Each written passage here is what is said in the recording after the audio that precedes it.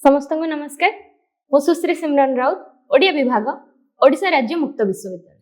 आम आज POD 104 paper jar ना रही स्वाधीनता परवर्ती ओडिया कथा साहित्य अनुशीलन तार प्रथम यूनिट आलोचना करिया। तार ना रही स्वाधीनता परवर्ती समकालीन विश्व कथा साहित्य। तेबे कथा साहित्य कौन ना गद्यर जो गोटे प्रमुख विभाग जहाँ को आम कथा भाव में आलोचना करूँ ताकू आम कहू कथा साहित्य।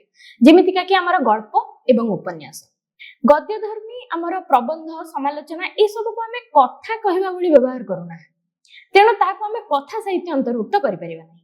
कथा साहित्य जो आमर गल्प एवं उपन्यास दुईटी विभाग रही ता भितर आम आज उपन्यास कथा आलोचना करबा जे आमर जेहेतु विषयर ना रही स्वाधीनता परवर्ती समकालीन विश्व कथा साहित्य माने स्वाधीनता होइतिबा समय 1947 मसिया तार परवर्ती समय रे विश्व रे केउ प्रकार कथा साहित्य प्रचलित थिला ता विषय आलोचना करबा। तबे ए जो कथा साहित्य बा कथा साहित्य रो जो उपन्यास विभाग को हम आलोचना करबा, प्रथमे तार आरंभ रु हम आलोचना करबा किभଳି भाबरे तार उन्मेष उत्तरण होइछि एवं जो स्वाधीनता परवर्ती समय रे तार मुख्य पृष्ठभूमि गुड़िक कौन रही बोली आम आलोचना करबा। ना आम जानिछे स्वाधीनता समय रे आमे सारा विश्व द्वितीय विश्व युद्धर जो भयावहता रहितिला ताकू भोगुतिला। मनुष्य भितर जो तार अलौकिकता रहितिला, जो ईश्वर विश्वास रहितिला ता भंग हो जाइतिला। मनुष्यर से स्वप्न भंग हैला परे से वास्तववादी होई उठितिला। तार मन विषाद बोध निसंगता रे भरी जाइतिला। जो मनुष्यर स्वप्न भंग होइतिला ता विभिन्न नूतन चेतना को जन्म देला। जेमितिका कि जो गोटे गोष्ठी संघर्ष बा गोटे गोष्ठीवादी मनुष्य थिला से धीरे धीरे वास्तववादी आड़को जाई से निजर अस्तित्व उपरे आलोचना करिबा आरंभ कला, निज पाई स्वर उत्तोलन करिबा आरंभ कला। तबे द्वितीय विश्व युद्ध रो प्रभाव स्वरूप विभिन्न प्रकार वाद चेतनार अनुप्रवेश घटिला हमर कथा साहित्य रे। तबे जेहेतु आमे गल्प एवं उपन्यास को सबुठारु साधारण भाबरे बा कथा कहिबा शैली रे प्रचलित करिथाउ, तेनु ए कथा साहित्य रे एहार प्रभाव बेसी भाबरे अनुभूत होई पाला। तबे जो विश्व साहित्य रो सही समय रो पृष्ठभूमि रे प्रथम प्रभाव जदि आमे देखिबा तबे द्वितीय विश्व युद्धर तापरे मनुष्यर मूल्यबोधर परिवर्तन होइथिबार आमे देखुचे।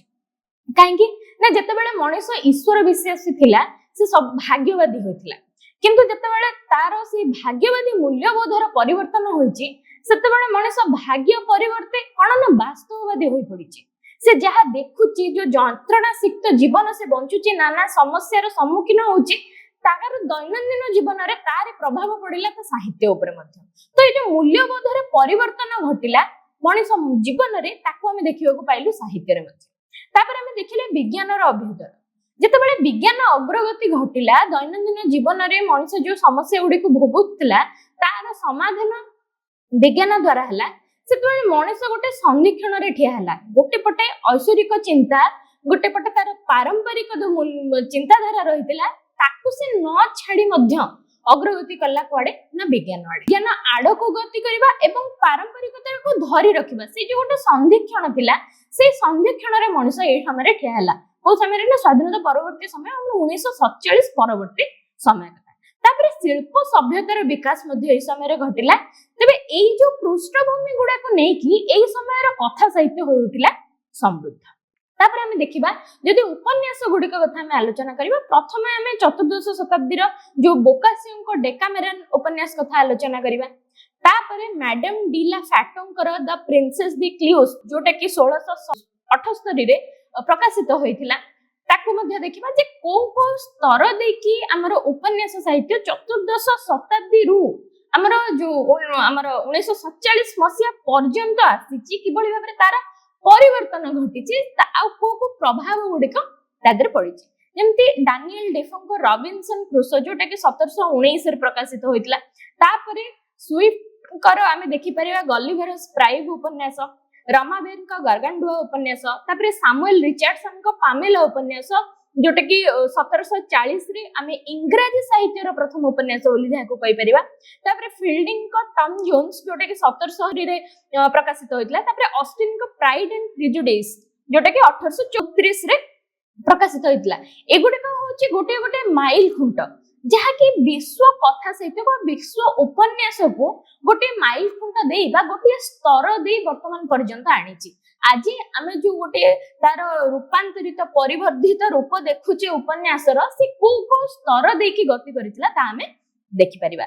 ତାପରେ ସ୍ୱାଧୀନତା ପରବର୍ତ୍ତୀ ଉପନ୍ୟାସରେ ମୁଖ୍ୟତଃ କଣ ନା ଆମେ ଦେଖିବା ତାର ପୃଷ୍ଠଭୂମି ବା ତା ଚିନ୍ତାଧାରା, ତା କଥାବସ୍ତୁକୁ ଯଦି ଆମେ ଆଲୋଚନା କରିବା ତାହେଲେ ଆମେ ସେଥିରେ ବାସ୍ତବବାଦୀ ଚେତନାକୁ ଦେଖିବା।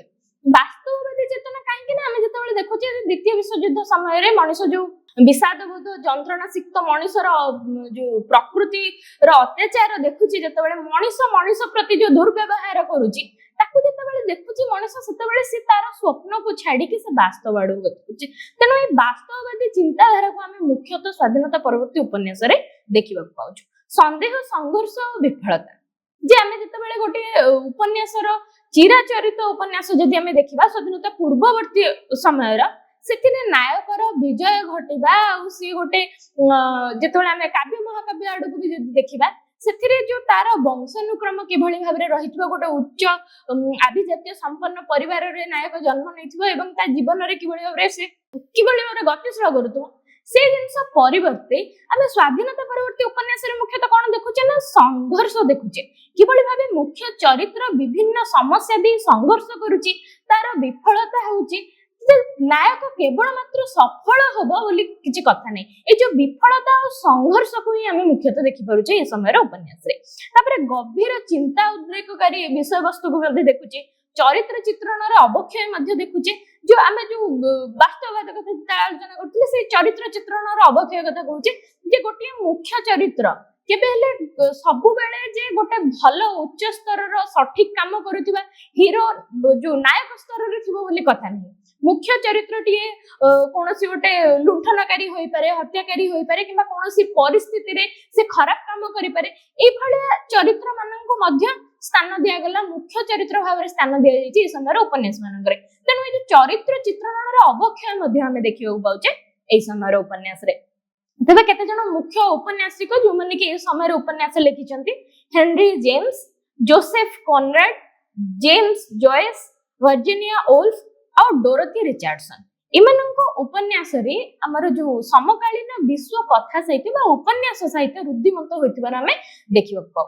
ଏଇଟା ହଉଛି ଆମର ପୃଷ୍ଠଭୂମି। ମୁଖ୍ୟତଃ ଆମେ କଥା ସାହିତ୍ୟର ଯଦି ସମକାଳୀନ କଥା ସାହିତ୍ୟକୁ ଦେଖିବା, ଯେ ଆମର ସ୍ୱାଧୀନତା ପରବର୍ତ୍ତୀ ସମୟରେ, ତାହେଲେ ତାର ପୃଷ୍ଠଭୂମି ଭାବରେ ଆମେ ଏଇ ସବୁ ଜିନିଷକୁ ଦେଖିପାରିବା। ତାର ବିଷୟବସ୍ତୁରେ ଯୋଉ ପରିବର୍ତ୍ତନ ହୋଇଛି, ତାର ଚରିତ୍ର ଚିତ୍ରଣରେ, ତାର ଚିନ୍ତା ଚେତନାରେ ଯୋଉ ପ୍ରକାର ପରିବର୍ତ୍ତନ ହୋଇଛି, ଆମେ ଏଇଗୁଡିକ ଦେଖିପାରିବା। ତେବେ ଆଜିର କାଳାଂଶକୁ ଏଇଠି ରଖିବା। ସମସ୍ତଙ୍କୁ ଧନ୍ୟବାଦ।